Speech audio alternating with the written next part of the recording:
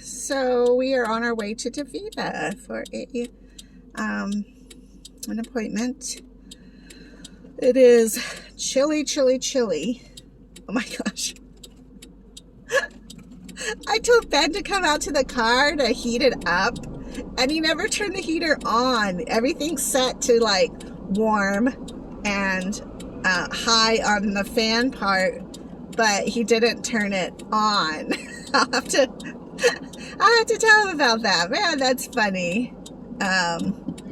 Anyways, it is very, very chilly, and I went ahead and took a shower this morning instead of last night, and oh man, that was hard. But I was watching this reel on Facebook. I'm addicted to the reels, by the way. I'm going to start making some, so this should be exciting. But the reels on Facebook are hilarious because this one guy was saying how, oh, I'll have to see if I can put this reel on about, I don't know if I can do that,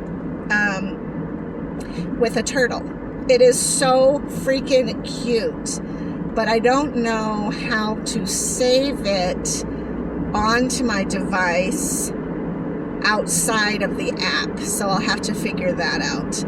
But if I can, I will absolutely send that to you, or I'll absolutely put that on this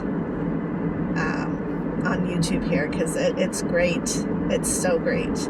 Anyways, I was watching this reel, and they were talking about how it's so important for your health to take a few moments to be cold. And I was like, what? But he was talking about how when we have like wintry months, how going for a brisk walk in the morning is so good for you.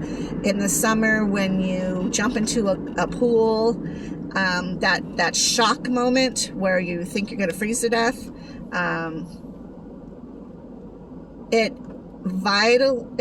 like rejuvenates your body somehow, like not your hormones. It rejuvenates your nervous system or something into like a proactive awareness of yourself.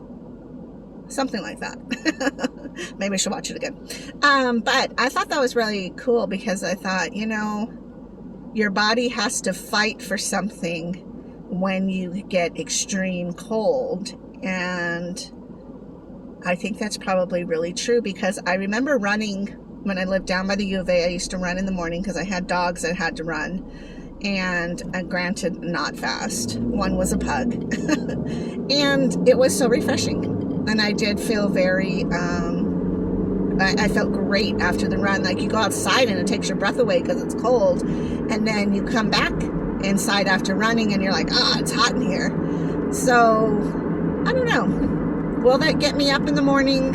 Probably not. But it is good to think about, and might get me up in the morning to go for a brisk walk. I really should. But the last couple of nights have been just really hard to get some sleep. I feel like I'm slightly awake until about 1 or 2 in the morning again. It's just an insomnia phase I think I'm going through. But I did go on Amazon, yay, and I actually purchased Carmelita's gifts for her and Sean and baby Gus, and they will be sent and delivered up in Washington for Christmas, and just in time for Christmas. And I think that was weighing on my mind, because knowing that she's not coming home for Christmas was very sad, or is very sad.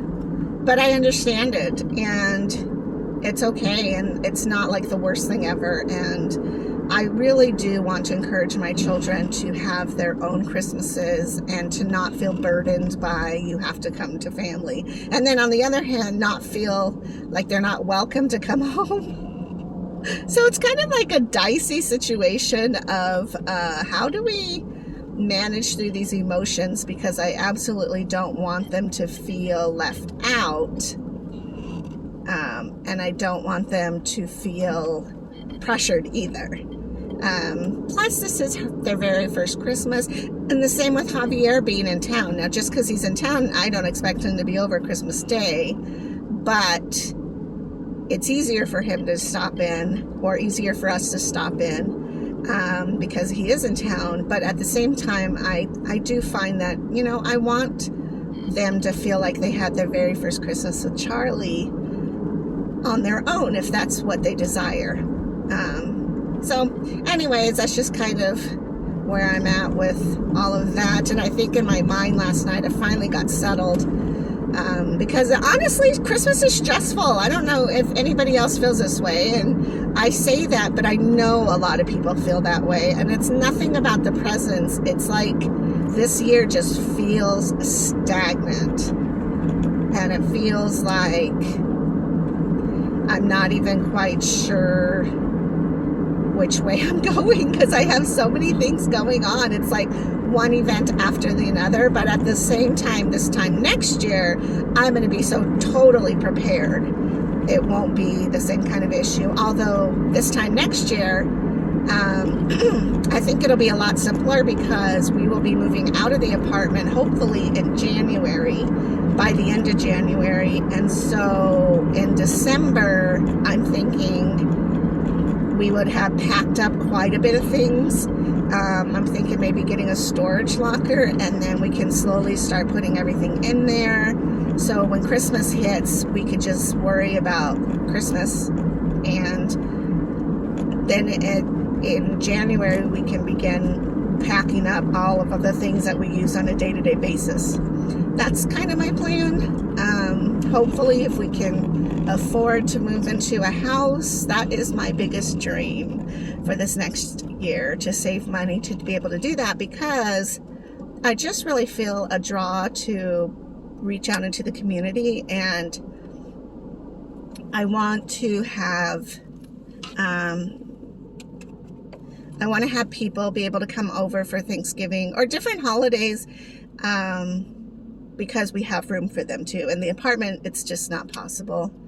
It's just way too small for many guests to come over. I mean, when it's the three of us, or sometimes when Katie and Javi both come with Richie, it feels like the apartment is just jam-packed because it's such a small apartment. But that's okay. That's what we were provided with, and our year of contentment is like, this is just how it's going to be. But next year, hopefully, we'll be able to shift into something that's bigger, because I really do want to be able to just open my doors and say, hey, this is the night we're doing this. Anybody want to come on over and feel loved and welcomed and safe and all that jazz. So that's my goal. We'll see what happens. I do think on my way home today, I'm going to stop by and get a Christmas tree. Yeah, I need to do that, because I usually, the way Ben works is like, one of us has him for Thanksgiving, and then the next person would have him for Christmas, and we kind of bounce back and forth. I'll have him on Christmas, and that being the case, I do want him to feel like there's a Christmas tree, and, you know, he can wake up and we could do presents and that kind of thing. So, yeah, that's kind of my thinking. And I think I'm going to just get a little one, like a 4-foot tree. Because again, the space I have is not large, and I don't want to get caught with a bunch of stuff. And I was going to go to storage and pull my Christmas decorations and so forth, but I actually had a friend who donated a bunch of stuff to the jam, and it's more like crafty kind of things, but she's like, if you want to keep any of this or use it or just donate it wherever. And so I was looking through some of it, and I was like, oh, I could just throw this on a tree, like no problem. So I think that's probably what we're gonna do. So anyways, I'm gonna let you go, and I will talk to you in a little bit. Hopefully my appointment goes well. Traffic is crazy though, so we'll see if I even get there on time. All right, bye. Hey guys, so I wanted to show you my little setup here for adding heparin. There's my heparin. There's my setup. So what I realized, because when you use our friend Alcavis, it does have bleach in it, and it can bleach your floor, especially if you have carpet. what I realized is if I put one of the little pad things here underneath all of this, because this is actually the hardest part to get your alcavis onto. This can be difficult too, and you might even put a little sponge gauze thing under this as well, but I find that I don't have that kind of difficulty. But it's putting the little dot on here of the alcavis that sometimes it runs down, sometimes it just can get crazy, let me tell you. So here, I don't know if we can be able to see, I do have the dot on there of alcavis. And then here you can see how it's on the edge, but it's not quite there. So it's not going to fall off. But again, it's probably a good idea when you first start out to put the little gauze things underneath both of them. But I do need to do a little flip here because you want to do it for 2 minutes. And this is my 1 minute timer, so I just always remember to flip it again. So there we go. It's easy peasy, except just have to be careful. And then at the end of the 2 minutes, you'll use this gauze to kind of drink up that little dot and to drink up that. Yeah, so I'll be back to show you that in a moment. Okay, so what I do is you just barely get this. It looks like I'm touching down, but I'm actually not, and I'm just seeping up that. And then you're going to come over here and basically do the same thing because it just absorbs it. Now, once in a while, you'll get these that don't absorb. I don't know why. I don't know why that happens, but it just does. So I wouldn't use them because your bleach is literally just going to go anywhere. Fill this up. I will actually do it over this in case there's any little amount of bleach, or I should say alcavis drips. It can get caught on that. And again, I've been doing this 1.5 years now, almost 2 years, and this is what I've learned. It just makes things a little easier. This is what I do to create less bleach spots. Middle. Okay, so you aim for the middle of that thing. I don't know what it's called, and you just inject it, and there you go. When you pick up the bag, it will have some moisture on it. Usually there's some condensation, so you might feel that drip on your arm or your foot or something. It's not enough to cause a problem, and again, it's just condensation, so it's not the bleach water, so sometimes you can feel a little freaked out by that, but don't. Okay, anyways, now that I have our needle back in safety, and you always want to click that because if you don't, sometimes this can roll on the floor and that would be very dangerous to step on that or to have it poke you and everything. So anyways, there we go. And now I'm going to hang the bag and you guys have a great day. Bye-bye.